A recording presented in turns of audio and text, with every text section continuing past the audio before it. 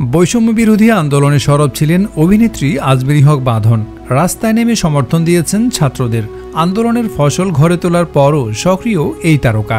বিষয়টি নজর এড়ায়নি social activist ও লেখক পিনাকি ভট্টাচার্যের। বাঁধনকে নিয়ে সামাজিক মাধ্যমে নিজের মতো করে মত প্রকাশ করেছেন পিনাকি। নিজের ফেসবুকে পিনাকি লিখেছেন, আজমেরী হক বাঁধনের উপর আওয়ামী মহল মোহাবিলা, ওরে নিয়ে যা খুশি তাই কইতেছে, কারণ বাঁধন পক্ষ ত্যাগ করছে। বাঁধন নৌকার লোক বলে বিজ্ঞাপন করছিল।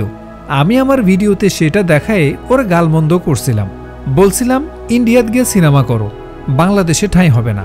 এরপর লিখেন, জুলাই আগস্ট বিপ্লবের ইতিহাসের এক মাহেন্দ্রক্ষণে বাঁধন রাস্তায় এসে দাঁড়াইছিল, গণহত্যার বিরুদ্ধে সোচ্চার হয়েছিল। ওই মুহূর্তেই বাঁধন মহৎ হইয়া ওঠে।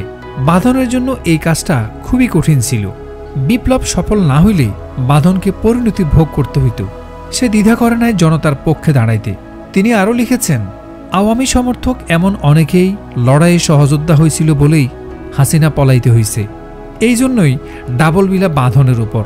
ব্যাপার না, ওরা যত বেশি বিলা হবে বাঁধন ফেসিবাদের বিরোধীদের কাছে তত বেশি আপন হবে। সবশেষে পিনাকি লেখেন, ওরা যা খুশি বলুক, ভয় পাইও না, মন খারাপ কইরো না। ইতিহাসের সঠিক দিকে থাকার হিম্মত আর সৌভাগ্য সবার হয় না। এরই মধ্যে পিনাকির পোস্টটি ছড়িয়ে পড়েছে সামাজিক যোগাযোগ মাধ্যমে। পিনাকির এই পোস্টটির নজর এড়ায়নি বাঁধনের। সেই পোস্টের মন্তব্য ঘরে পিনাকিকে ধন্যবাদও জানান বাঁধন এবং পোস্টটি নিজের টাইমলাইনেও শেয়ার করেন তিনি। তবে পিনাকি ও বাঁধন একই পোস্টের উভয়ের মন্তব্য ঘরেই নেটিজেনরা অভিনেত্রীর এই অবস্থানের প্রতি ভূয়সী প্রশংসা করেন।